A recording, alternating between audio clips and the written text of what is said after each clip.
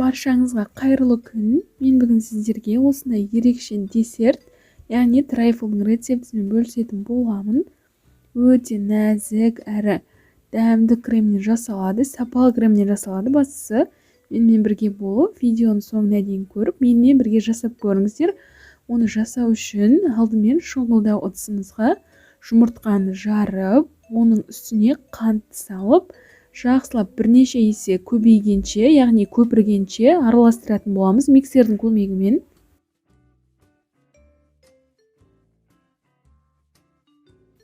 Енді осылай әппақ болып көпіргеннен кейін құрғақ ингредиенттерімізді, яғни какао, ұн және қопсқышты өзара бөлек ыдыста араластырып аламыз. Одан кейін осы жұмыртқалы смесімізге 3 бөлікке бөліп отырып саламыз. Барлығын бірден салып жіберуге болмайды. Шамамен 3-2 бөлікке бөліп салып отырып істейтін боламыз. Алдымен осылай миксермен қоспай тұрып араластырып, одан кейін барып осылай жақсылап қамырымызды дайындайтын боламыз.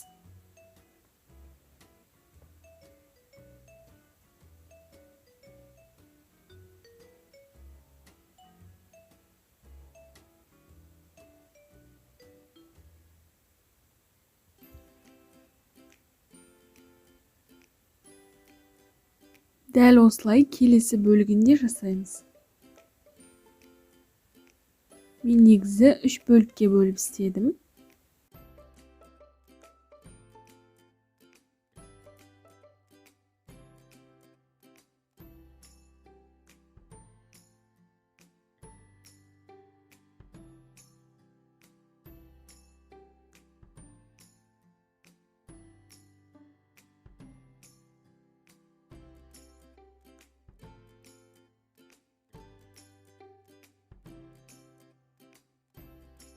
Бізде сұйықтығы шамамен осындай болып шығу керек.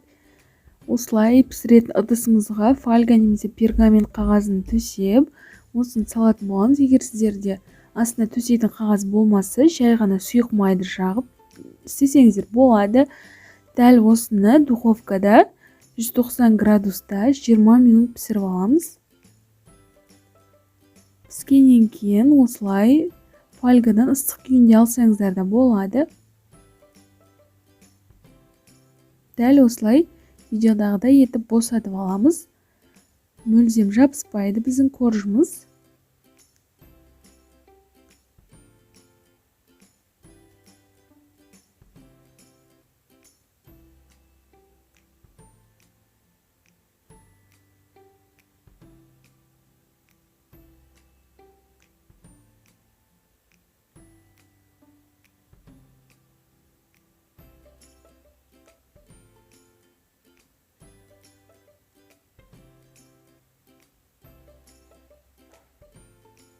Осындай нәп-нәзік, әдемі шикі болмай шығады. Енді ол суығанша кремін дайындайтын боламыз. Бізге кремге сливки керек. Бізде сливки тоңазытқыштан шыққан, яғни салқын сливки болу тиіс. Егер ол жып-жылы болса, бізде көтерілмейді, яғни үлкеймейді. Осылай кішкене қою болғанша шамамен 3-4 минут өзін араластырып аламыз. Одан кейін өздеріңіздің қалауларыңыз бойынша үстіне сахарная пудраны саламыз. Егер тәттірек болған қаласаңыздар, көбірек саласыздар. Сахарная пудраны салып, тағы да 4-5 минуттай араластырып аламыз.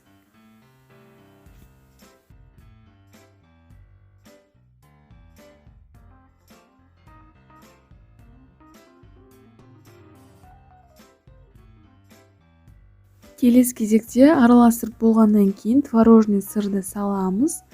Міндетті түрде творожный сырдың және сливкінің сапасына қарап, жақсысын алуларыңыз керек.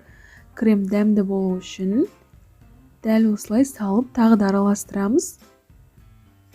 Бізде осыдан кейін қою әдемі креміміз пайда болады, яғни дайын болады. Жақсылап миксермен араластырып аламыз қою болғанша.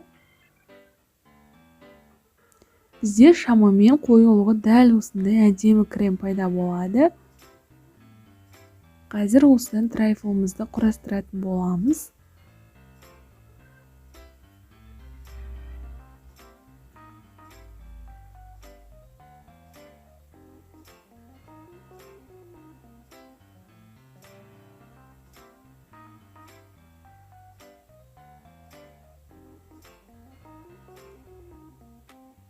Алдымен коржымызды осылай бірнеше бөлікке бөліп аламыз. Енді өздеріңіздің қалаған ыдыстарыңызға трайфлымызды жасайтын боламыз.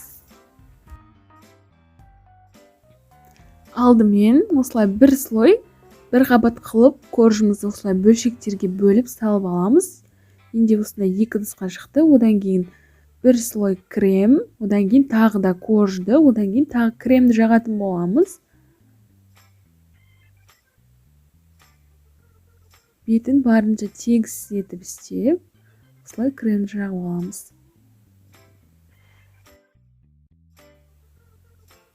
Енді келесі коржды қойып, екеуіне де қойып аламыз. Одан кейін үстіне кремді жағып, тоңазытқышқа қойып қоямыз.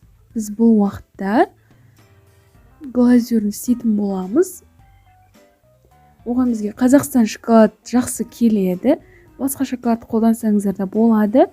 Осылай бізде темір ыдыс болу керек, өйткені газға қоямыз.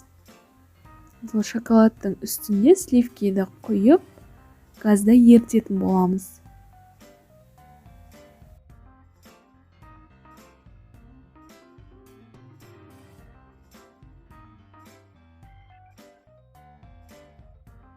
Бізде отты, яғни газда кез келген қызуда тұра беруіне болады. Бастысы тоқтаусыз араластырып тұруымыз керек, ыдысқа түбіне жабыс қалмас үшін. Осылай тоқтаусыз араластыра отырып дайындайтын боламыз.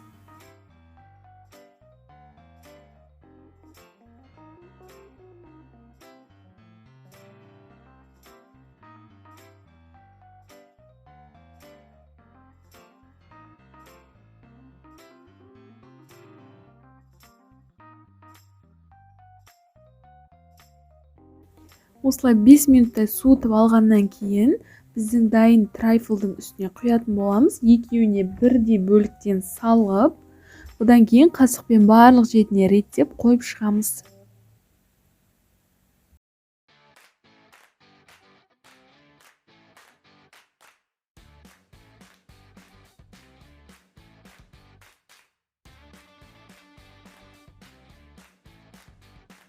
Ал оформлениесіне келетін болсақ, өздеріңіздің қалауларыңыз бойынша жасайсыздар. Мен кокосовый стружки септім, осындай сухофрукты, жаңғақтар септім. Ал сіздер қалауларыңыз бойынша жеміс қойсаңыздар да болады.